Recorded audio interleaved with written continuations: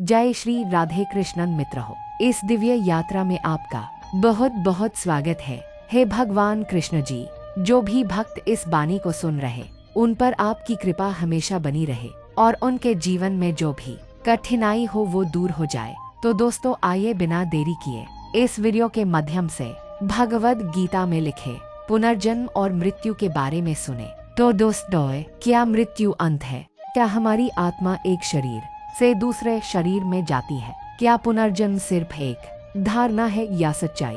आज हम जानेंगे भगवद गीता के अनुसार मृत्यु और आत्मा की अमर यात्रा का रहस्य।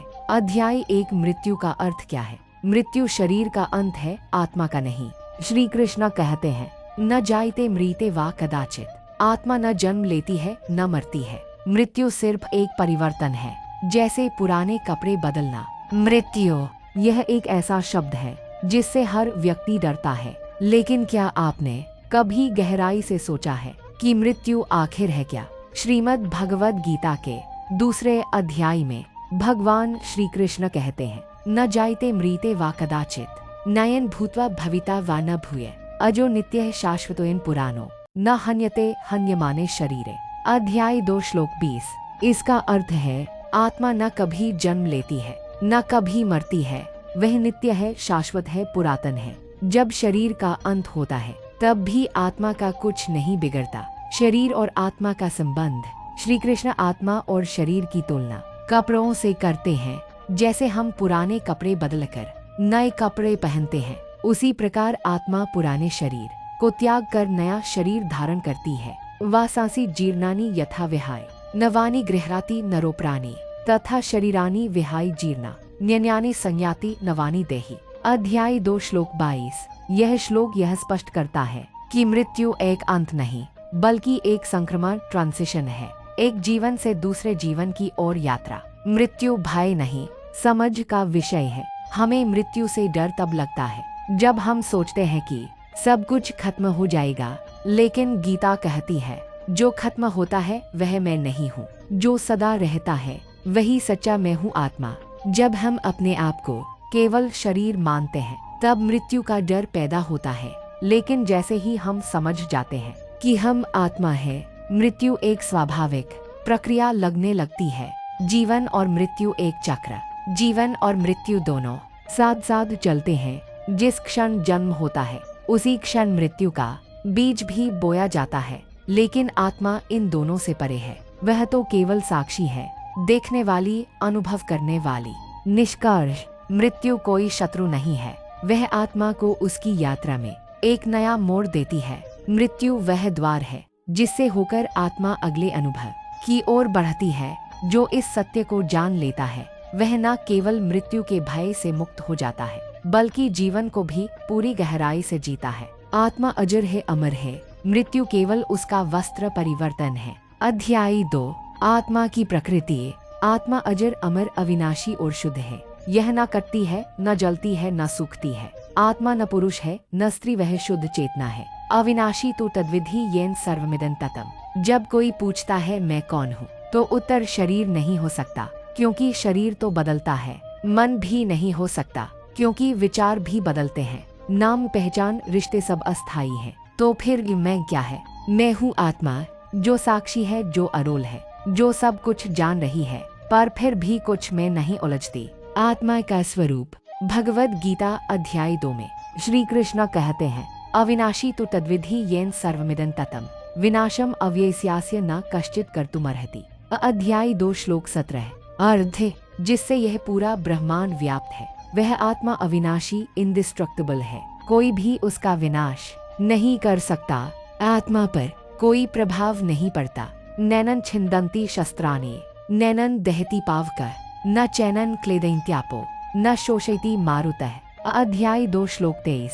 यह आत्मा ऐसी है जिसे कोई शस्त्र काट नहीं सकता, जिसे कोई अग्नि जला नहीं सकती, जिसे जल भिगो नहीं सकता और जिसे वायु भी सुखा नहीं सकती। आत्मा का लिंग, जाति, धर्म नहीं होता। आत्मा न पुरुष है न स्त्री। आत्मा का कोई रंग, जाति, रूप, सीमित भाषा या शरीर नहीं होता। वह केवल शुद्ध चेतना, प्योर कॉन्शियसनेस है, जो केवल अनुभव करती है पर बंधती नहीं। न कर्मणा न प्रज्ञाधनेन आत्मा मोक्ष को कर्मों के नहीं, ज्ञान और भक्ति के द्वारा पाती है।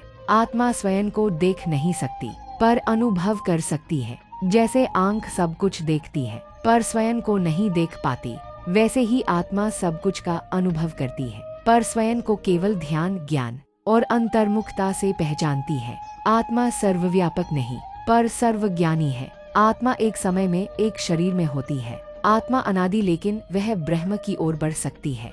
आत्मा अनादि जिसका कोई आदि नहीं और अनंत है जिसका कोई अंत नहीं, पूर्ण विराम। वह न जन्मी है न कभी जन्मेगी, वह सदा से है। निष्कर्ष, आत्मा कोई विचार नहीं है, आत्मा कोई कल्पना नहीं है, आत्मा स्वयं मैं हूँ।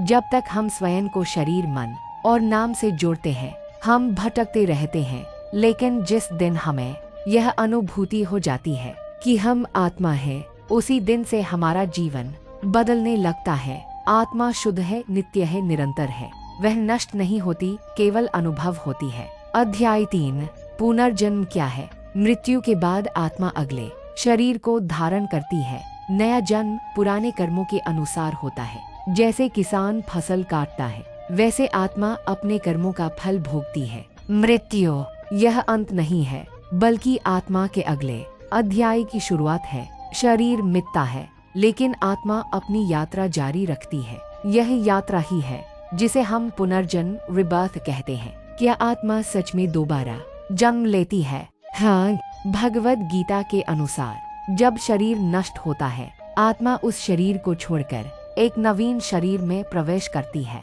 कब और कैसे, यह आत्मा के पूर्व जन्मों के कर्मों पर निर्भर करता है। गीता में श्री कृष्ण कहते हैं, देहि नित्यम अवध्योयन देहे सर्वस्य भारत। अध्याय 2 श्लोक 30। अर्थ, हे अर्जुन, यह आत्मा सदा रहती है, केवल शरीर बदलता है, और वह भी उसी तरह जैसे मनुष्य पुराने कपड़े त्याग कर नए कपड़े पहनता है। पुनर्जन्म का कारण क्या है? कर्म, एक्शंस, वासनाएं, डिजायर्स, अहंकार, ईगो, अपूर्ण इच्छाएं, अनफुलफिल्ड डिजायर्स। जब आत्मा शरीर छोड़ती है तो उसके साथ उसके कर्मों का बीज और इच्छाओं का भार बना रहता है। ये बीज ही तय करते हैं कि अगला जन्म मानव रूप में होगा या किसी अन्य योनि में। कर्म और पुनर्जन्म किसान की तरह श्री कृष्ण पुनर्जन्म को समझाते हैं। जैसे एक किसान की फसल, जैसे किसान बीज बोता है, वैसी ही फसल काटता है। यदि बीज अच्छे हैं तो फल भी मीठा मिलेगा, अगर बीज विषैले हैं तो पीड़ा ही मिलेगी। ठीक वैसे ही आत्मा अपने सद्कर्मों या दुष्कर्मों के अनुसार अगला शरीर धारण करती है। पुनर्जन्म के कुछ रूप: 1 मानव जन्म, यदि आत्मा का विकास हुआ हो। 2 देव योनि, बहुत उच्च स्तर के पुण्य के कारण। 3 पशु योनि, अज्ञान या बुरे कर्मों के कारण। 4 नरक योनि, क्रूर अन्यायी कर्मों के फलस्वरूप। यह चक्र तब तक चलता है जब तक आत्मा ज्ञान, भक्ति और त्याग के मार्ग पर चलकर मोक्ष को प्राप्त नहीं कर लेती। क्या हमें अपने पूर्व जन्म याद रहते हैं? आम तौर पर नहीं, क्योंकि आत्मा जब नया शरीर धारण करती है तो नई चेतना, नई पहचान और नई स्मृति के साथ आती है। परंतु कुछ विशेष आत्माएं जिनके भीतर चेतना तीव्र होती है, पूर्व जन्म की स्मृति रख सकती हैं। क्या पुनर्जन्म से मुक्ति संभव है? हाँ, भगवद गीता का लक्ष्य केवल पुनर्जन्म को बताना नहीं, बल्कि उससे ऊपर उठने का रास्ता भी दिखाना है। मामुपेत्य तु कौन्तेय पुनर्जन्म न विद्यते। अध्याय 8 श्लोक 15। जो भक्त मुझे प्राप्त कर लेता है वह फिर कभी इस संसार में जन्म नहीं लेता, वह मोक्ष को प्राप्त करता है। निष्कर्ष, पुनर्जन्म कोई कल्पना नहीं, बल्कि आत्मा की अनवरत यात्रा है। यह कर्मों से संचालित है और मोक्ष से समाप्त होती है। जब तक हमारे भीतर इच्छाएं हैं तब तक जन्म और मृत्यु का यह चक्र चलता रहेगा, लेकिन जब आत्मा ईश्वर में लीन हो जाती है तब यह चक्र समाप्त हो जाता है। आत्मा अमर है, पर पुनर्जन्म तब तक होता रहेगा जब तक हम स्वयं को ईश्वर से न जोड़ ले। अध्याय 4 कर्म और पुनर्जन्म का संबंध है। हर जन्म हमारे कर्मों की कहानी है। अच्छे कर्म हमें ऊंचे जन्म में ले जाते हैं, बुरे कर्म पुनः दुखपूर्ण जीवन की ओर। यथा कर्म यथाश्रुतन। अध्याय 5 मृत्यु के समय की स्थिति। मृत्यु के समय मन की अवस्था अत्यंत महत्वपूर्ण होती है। श्री कृष्ण कहते हैं, यन यन वापी स्मरण भावन त्यजत्यन्ते कलेवरा। जो अंत समय में जिस भाव में रहता है वही जन्म उसे प्राप्त होता है। मृत्यु जीवन का अंतिम मोड़ है, लेकिन कैसा मोड़? यह इस पर निर्भर करता है कि हमारी अंत समय की चेतना कैसी है, क्योंकि श्री कृष्ण गीता में कहते हैं, यन यन वापी स्मरण भावन त्यजत्यन्ते कलेवरम तन तमे वैति कौन्तेय सदा तद्भाव भाविते।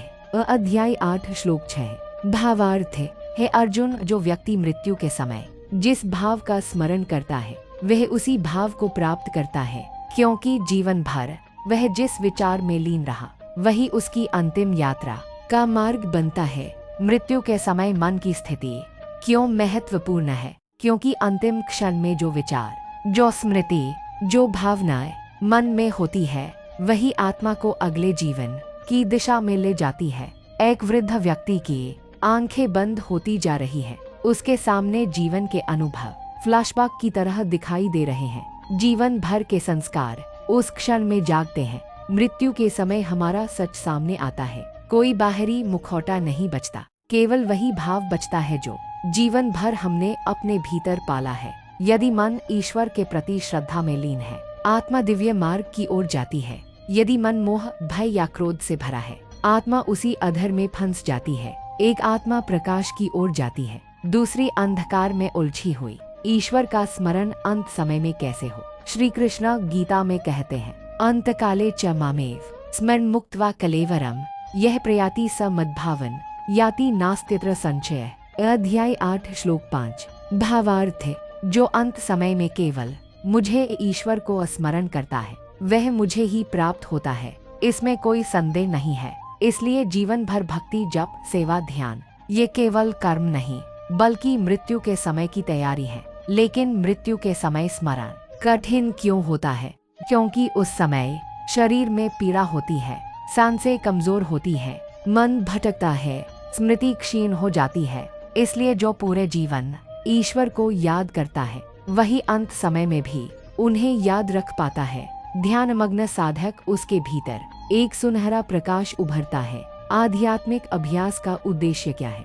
सिर्फ सुख शांति नहीं, बल्कि यह मृत्यु के समय हमारी चेतना को ईश्वर में स्थिर करने की तैयारी है। जप करे ताकि ईश्वर का नाम मन में रच जाए, ध्यान करे ताकि मन चंचल न रहे, सत्संग करे ताकि श्रद्धा बनी रहे। निष्कर्ष, मृत्यु का क्षण एक द्वार है और उस द्वार से आत्मा किस दिशा में जाएगी यह हमारे अंतिम विचार पर निर्भर करता है। जैसे विचार वैसा अगला संसार। इसलिए आज से ही अभ्यास करें कि हर स्थिति में सुख हो या दुख, हमारा मन ईश्वर की ओर मुड़ता रहे, ताकि अंत समय में हम अपने प्रभु को याद करके इस संसार से विदा लें और उन्हीं में लीन हो जाए। अंत समय का भाव ही आत्मा की अगली यात्रा तय करता है। श्री कृष्ण का स्मरण ही मोक्ष का सच्चा मार्ग है। अध्याय 6। मोक्ष और पुनर्जन्म से मुक्ति। मोक्ष पुनर्जन्म के चक्र से मुक्त हो जाना है। गीता कहती है, भक्ति, ज्ञान और निष्काम कर्म ही मुक्ति का मार्ग है। मामुपेत्य पुनर्जन्म दुखालयम शाश्वतम। अध्याय 7। भौतिक मृत्यु के बाद आत्मा की स्थिति। आत्मा एक बीच की अवस्था में जाती है जिसे प्रेत योनि या अंतराल लोक भी कहते हैं। वहाँ वह अगले जन्म की प्रतीक्षा करती है। अध्याय 8। क्या हम अपने पिछले जन्म को याद कर सकते हैं? सामान्यतः नहीं, लेकिन कुछ आत्माएं, विशेषकर छोटे बच्चे, कुछ स्मृतियां ला सकती हैं। यह भी कर्म और चेतना की परिपक्वता पर निर्भर करता है। अध्याय 9। मृत्यु का भय कैसे मिटे? 2 मिनट। जब हम आत्मा को जान लेते हैं, मृत्यु से भय समाप्त हो जाता है। गीता हमें मृत्यु को एक बदलाव की तरह स्वीकार करना सिखाती है। अध्याय 10। निष्कर्ष, आत्मा न कभी जन्म लेती है न कभी मरती है। मृत्यु केवल एक मोड़ है, अंत नहीं। जो इसे समझ लेता है वह जीवन को भी बेहतर जीता है और मृत्यु को भी सहज स्वीकार करता है। अंत में, अगर आपको यह ज्ञान उपयोगी लगा हो तो इसे दूसरों तक जरूर पहुंचाइए, क्योंकि ज्ञान बांटने से बढ़ता है। इस वीडियो को लाइक करें, अपने विचार कमेंट में जरूर साझा करें और इस आध्यात्मिक यात्रा में हमारे साथ बने रहने के लिए चैनल सब्सक्राइब करें। जय श्री कृष्ण।